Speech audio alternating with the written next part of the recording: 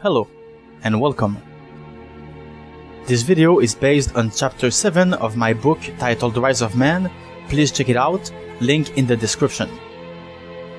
The idea that women cannot love men has been explored multiple times in the MGTOW community, and today I want to give you my take on it.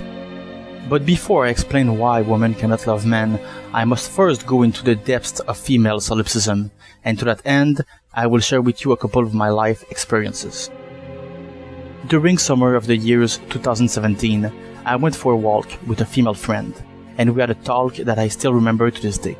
While walking, my friend told me that she believes men can understand women, but that women cannot understand men, and she asked me what I thought about it. I was a bit puzzled by this statement, and I actively pondered on the matter. Could men really understand women, while women could not understand men? Did this statement make any sense? And more importantly, why did she ask me this? Since I didn't know the answer, I responded with a shrug and a plain old maybe. But a few days later, while I was preparing my breakfast, the talk I had with my female friend came to mind. I found myself reflecting on the part of her comment where she said that women could not understand men, and it didn't take too long before I understood why she would say that. Women are not stupid, and I believe that they have more than enough imagination to conceptualize what men feel, and they definitely know how we operate. In fact, women are very in tune with men's emotion and are very quick to adapt to our feelings, which make them great manipulators. If this is true, why would my female friend say that women cannot understand men, when in fact, most women perfectly understand men's emotion, even when they are hidden under multiple layers of stoicism? Women have always used proxy power, or men, in order to get resources and secure their survival. Since this is the case, if a woman were to acknowledge a man's emotion as being inherently valuable and important, she would also have to admit that she is manipulating a human being who feels just as deeply as her. This would undeniably stain her with guilt and remorse. Only a selfish, flawed, and vicious person could use someone without batting an eyelid. But you see, the woman isn't a bad person. She is enjoyable, attractive, and compassionate. If she thought otherwise, the woman's identity, sense of self, and ego would be in deep trouble, and she could even begin to doubt her self-worth as a human being. Most women will never do that, and some do not even have the capacity of doing an in-depth analysis of their life. If this is so, how could a woman be both good and bad at the same time? Is it even possible to keep one's ego intact in a way that seems to be so broken? The answers lie in solipsism. Women are solipsistic. They live by their emotions, and their feelings are the only reality that they experience. Anything that a woman feels right now, she has always felt that way. And when her emotion changes, she will also feel as if she had always felt that way. Small babies think that their parents disappear when they hide their face. In his mind, if you do a peekaboo to a baby, you'll literally vanish out of existence and reappear right in front of him. Infants identify your face with you, and when they no longer can see your face, you don't exist. Babies have no concept of object permanence. Women are the same way with their feelings. They do not possess a permanence of emotion. For example, you could marry a woman who genuinely loves you and wants to commit, and at this precise moment, she firmly believes it. But one day, if her feelings change, and she starts to feel as if you are undeserving of her entire reality will shift. At this point, she could easily fall in love with another man and realize that she has always been wrong about you. Right now, she understands that she never really loved you. It is this new man that she loves. But wait, a new lover dumps her, and your ex-wife comes back crying to you. Now that she is in a vulnerable spot, you seem to be so sturdy, dependable, handsome, and trustworthy. Now, your ex-wife sees you for who you really are, and now she knows that it was you she always loved. This new man, she obviously didn't love him. What the hell was wrong with her? She had been such a fool to wander off with a stranger when in reality, she wanted to be with you. If a woman's feeling change, her entire reality shifts, and it can happen at any time and for any reason. If it feels right, then she can never be wrong. That is why a woman can feel one day as if she has always loved you, before firmly believing that she never did, only to later realize that the only one she really loved was you. Peekaboo. The female has no problem forming multiple cognitive dissonance as long as it benefits her life. As such, a woman can perfectly understand a man's pain, struggle, his dream and aspirations, and his feeling, while not acknowledging their intrinsic value and quickly discarding them. Do not misunderstand. In most cases, women do not consciously refuse to validate men's emotions. It is just that men's emotions are not part of their reality as much as their own emotions, the emotions of children, or the emotions of other women are. This process is predominantly subconscious, and it is such a universal phenomenon in the female community that I am convinced it is an innate mechanism. Perhaps a handful of women can consciously interfere with this mechanism, but if that is the case, they are very few, and it requires a astounding amount of efforts only to achieve mediocre results. With a manageable supply of cognitive dissonance, women can use men without feeling any sense of guilt, and they can keep their ego intact. Women understand men very well, but they also unconsciously filter out the parts that bother them. To be more accurate, I would say that women understand the parts and mechanisms about men that are useful to them. However, females have little to no interest in comprehending the man as a whole. We could compare this to an expert driver that is very efficient at operating a car, but that doesn't hold any knowledge or curiosity about learning the design and internal structure of the vehicle. If my previous assertions are true, what could be the meaning behind my friend's comment? Did my female friend say that women cannot understand men for a purpose, or was it just out of the blue? After further thinking, I realized that she was sending me a crystal clear message. You are the only one responsible for our friendship. In other words, she absolved herself from any liability toward our friendship. If one day something goes wrong, the blame will rest solely upon my shoulders, and her hands will be as clean as pure white snow. Men understand women, but women do not understand men. In female language, this translates to, you understand me, but I do not understand you. Since I cannot understand you, I cannot be held accountable for what happens. Thus, if something goes wrong, it will be your fault. Personal responsibility is women's universal weakness. It is their kryptonite.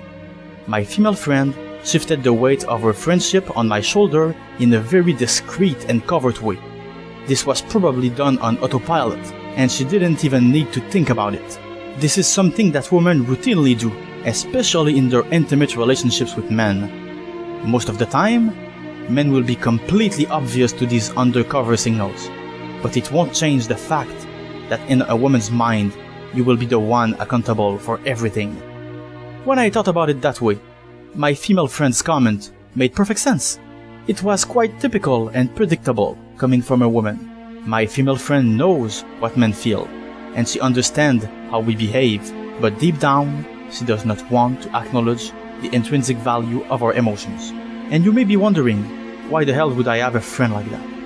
And I would answer that even though I understand female nature, I do not want to be isolated, and I choose to nurture a few friendships with women which I deem acceptable. To be precise, 2 women.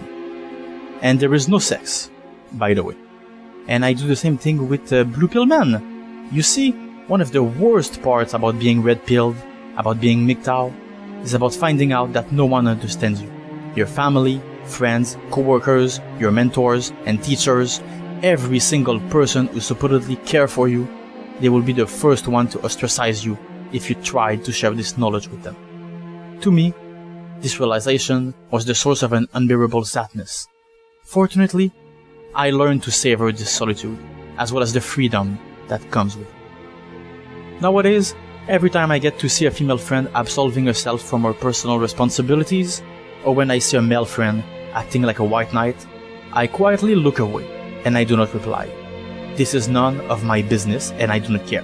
Making waves can be very dangerous, and one could be witch hunted if he openly showed his opinion, which is why I disapprove silently. With that said, are you familiar with Bruffault's law? Robert Bruffault was a famous English surgeon, anthropologist, and author. If you are not familiar with his most known theory, let me do the honor of introducing it to you. Quote, "The female, not the male, determines all the conditions of the animal family. Where the female can derive no benefit from association with the male, no such association takes place." Bruffault's theory also has 3 supplementary parts, and I quote, 1. Even though a woman has accrued past benefits from her relationship with a man, this is no guarantee of her continuing the relationship with him. In practical terms, this would mean, what have you done for me lately? 2.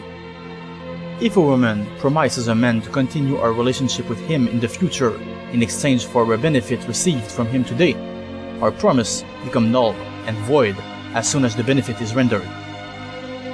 3. A man's promises of future benefit has limited ability to secure a continuing relationship with a woman, and his promise carries weight with her to the extent that the woman's wait for the benefit is short, and to the extent that she trusts him to keep his promise. Unquote. The sad truth is that a woman cannot love a man in the same way that a man can love a woman.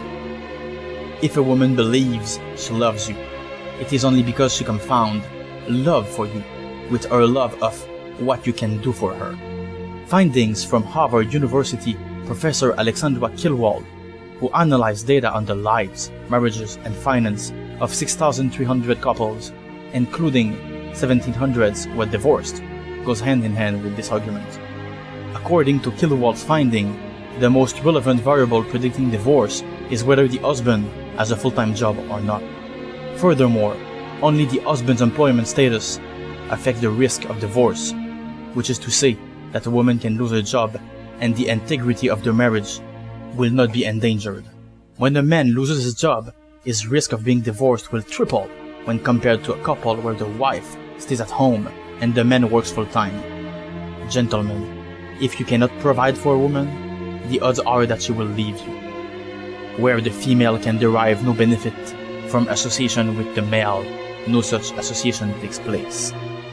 Litanies of naive men get a pure, undulated taste of Bruffault's law when they get divorce raped by the love of their life. When a woman who supposedly loved him from the bottom of her heart takes him to the family court, robs him of his children, home, dignity, and money, leaving him practically homeless, only then can the average man get into a system that his wife never loved him for who he is, but did so for what he could do for her. Only then can he acknowledge that his wife did not suddenly stop loving him. She never loved him to begin with. When the moment comes where what the man can do for his spouse is not enough, she will abolish their association. You see, women have a hard sell-by date. Both their sexual market value and their fertility degrade over time. If a woman loved a man for who he is, but that man didn't want children, her love would be sabotaging her biological clock. It is a biological imperative for a woman not to love, and that is a phenomenon that I can totally understand. Women's lack of love toward men is not voluntary, nor is it a conscious process. Women simply cannot afford to genuinely love men, as that could potentially be life-destroying for them. Evolution is impartial, dispassionate, and indifferent. Reproduction and self-preservation are instincts that take precedence over everything else, and that is why women are not romantic, why they cannot love. On the other hand, men are built and conditioned to love women altruistically because it pushes them to spread their DNA, stick with their mate, and invest in their offspring. Just like any woman, a man's love is just an extension of his reproductive instinct. There is nothing noble about a man's love. His love is simply a tool that serves his biological imperative. Men and women's version of love are entirely different, and men are incredibly foolish to expect reciprocity. Some traditional conservative will tell you that modern women have been corrupted and indoctrinated by cultural Marxism and feminism, and that women's behavior are mainly driven by socialization.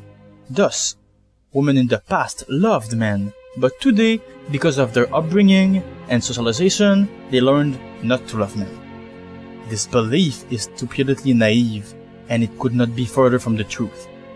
Let's look at a depiction of women by the famous author and battlefield nurse Florence Nightingale.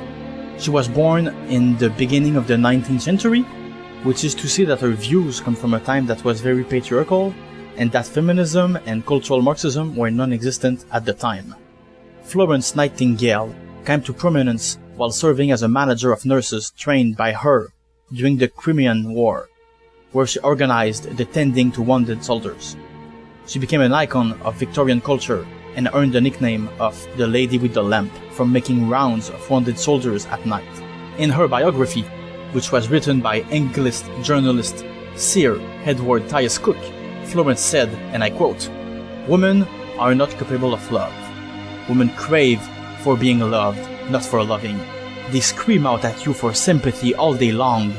They are incapable of giving any in return, for they cannot state a fact accurately to another, nor can that other woman attend to it accurately enough for it to become information.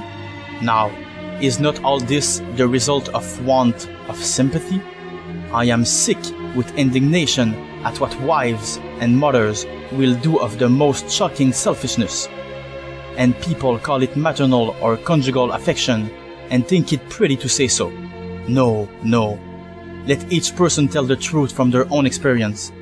They really don't have sympathy or the ability to empathize, because they are always judging everyone and everything as a product on a social value scale that relates to their own egos and bounce off of themselves. There is no capability for genuine feeling for other humans, or really in general, except when those feelings are for themselves, and the other people are just proxies to bounce ideas off of." Unquote.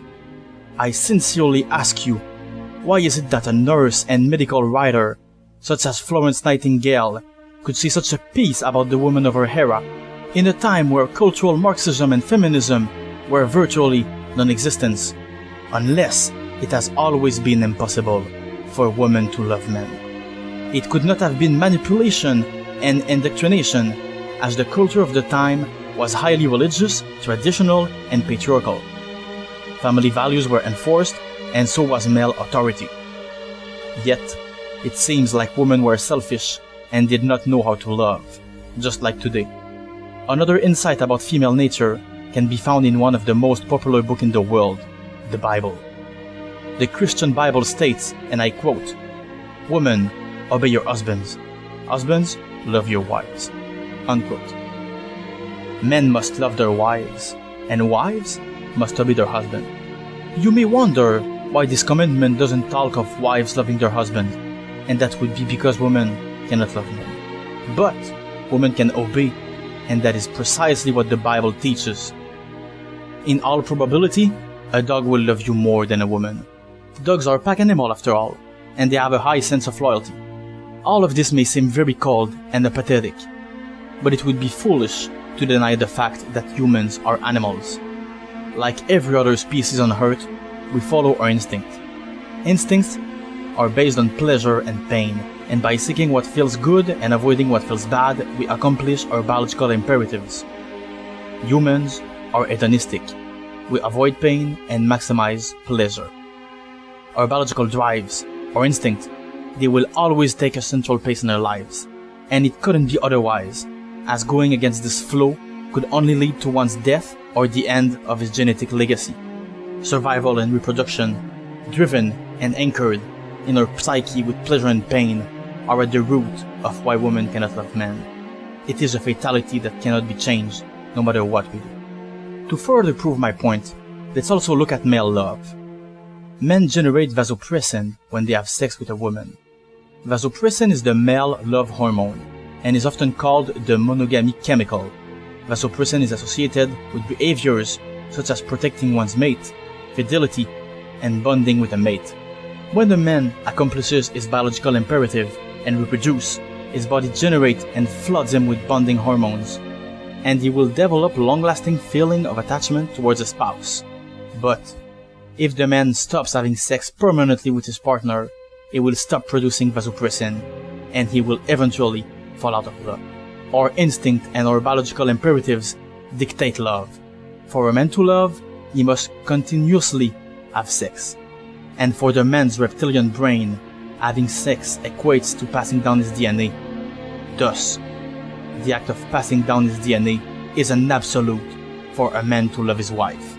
If a man cannot accomplish this primal function continuously, and I put a big emphasis on the word continuously, he won't be able to love a woman for long. A man may stay together with his spouse for practical reasons, out of necessity, or because he fears loneliness. But if they don't have sex regularly, the love that he felt for her won't exist anymore, or at the very least, it will slowly fade away. There is a similar phenomenon for women. If a woman's husband loses his job, her biological imperative will be threatened, and her odds of leaving him will skyrocket. Why is it so?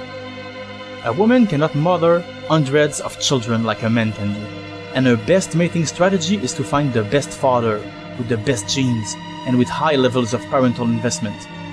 That is the best way to ensure her own survival as well as the success of her offspring.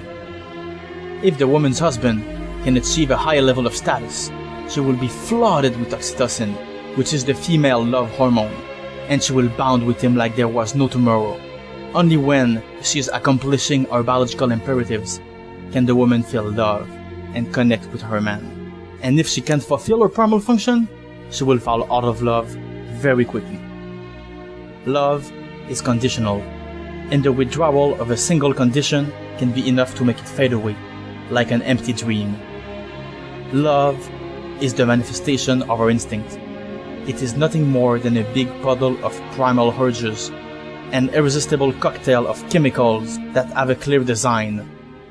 Love is simply some urges that compel human beings to accomplish their biological imperatives, nothing more. And that reality is true for both men and women. And this is why love is not real. And getting back on my earlier topic, responsibility avoidance is the main reason why you often see women put all the blame on their ex-boyfriend after a breakup. With a few exceptions, it will always boil down to the man was the villain and the woman was the innocent victim. All the blame is shifted to one person, the ex-boyfriend, while the ex-girlfriend exempt herself from all her faults. In reality, it is almost unthinkable to find a thoroughly stable, gentle, and down-to-earth woman in a relationship with an asshole. We are attracted to people that are just like us, and dishonest people tend to end up with other insincere people. This is why a woman dumping all the blame, misconduct, and wrongdoings on her ex-partner make no sense. Women are terrible at handling responsibilities. Merely its sight picks up their stress level immensely, and it makes them flee like the plague was at their feet. One of my ex-girlfriends once told me that before meeting me, she did not believe that men had emotions. I am the type of guy who always tells the truth. Even when it is hurtful, I stay brutally honest. And I kind of forced her to deepen our understanding of men. But the thing is, the mere fact that she could think that men had no emotion completely blew my mind. I was baffled. I mean, only some strange alien could think like that. But here it was, a perfectly well-behaved, kind, honest woman who has a brother and a loving father who actually thought that men did not have emotion. What kind of sick joke was that? And before I left her, we had been in a relationship for 3 years, and our relationship was great. We always had sex, she never withdrew affection or sex from me, and we never had a fight. She was my quote-unquote Nawalt. But even her, she thought that men had no emotion. I was baffled. A kind and compassionate woman that was mainly raised by her father could think something like that. I mean, what the hell? Female solipsism really is deep. It's not some social construct. It's more than that. It's genetic. It's anchored in every woman's psyche. And you know, this all ties back to responsibility avoidance. If the man do not have emotions, the woman cannot be held accountable for his well-being. If he has no feelings, what is there to take care of? There is nothing. For a woman, a man with no emotions is equal to a relationship without cares and responsibilities.